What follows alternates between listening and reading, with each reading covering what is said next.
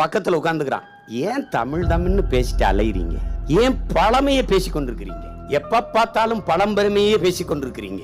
இதை எதற்காக பேசுகிறார்கள்? இந்த நுட்பத்தை, அவர்கள் நோக்கத்தை என் அன்பு உடன் பிறந்தார்கள், என் அருமை பெற்றோர்கள், தமிழ் தேசிய மக்கள் புரிந்து கொள்ளணும். அந்த உணர்வில் இருந்து அவனை குற்றப்படுத்தி அவனை வெளியேற்றிடணும். அதே பேசிட்டு இருப்பாங்கப்பா. இவங்களுக்கு ஒரு வேலையே இல்லப்பா. இப்படித்தான் ஒவ்வொன்றிலிருந்தும் நம்மை வெளியேற்றிருக்கிறார்கள் என்ற வரலாற்று உண்மையை என் இன மக்கள் புரிந்து கொள்ளணும். பள்ளி கல்விகளில் இருந்து, கல்லூரிகளில் இருந்து எங்கள் தாய்மொழியை தள்ளினார்கள். எங்களின் நீதிமன்றங்களில் இருந்து எங்கள் தாய்மொழியை தள்ளினார்கள். வரலாற்றில் இருந்து புறக்கணித்தார்கள். உழைப்பில் இருந்து எங்களை வெளியேற்றினார்கள். சோம்பி இருக்க வைத்து இலவசங்களை தந்து எங்களை அங்கே இருத்தினார்கள். அடிமை சிந்தனையை எங்களுக்கு ஆள தந்தார்கள்.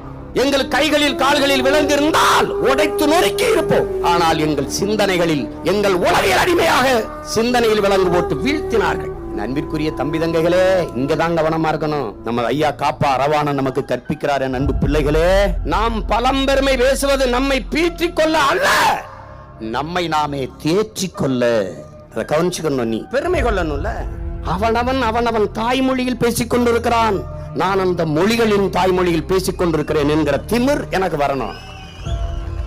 உலகம் முழுமைக்கும் பரவி வாழ்ந்தவன், தெற்காசிய பிராந்திய முழுமைக்கும் பரவி வாழ்ந்தவன் நான்.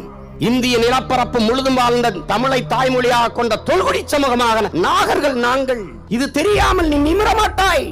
வரலாற்றை மறந்துவிட்டு எந்த இனமும் எழுச்சி வராது என்கிறான் புரட்சியாளர் லெனின். தன்னின வரலாறை அறியாதவன் சுடுகாட்டில் இறந்து கிடக்கிற பிணத்திற்கு சமமானவன் என்கிறான் ஹோ சி மின்.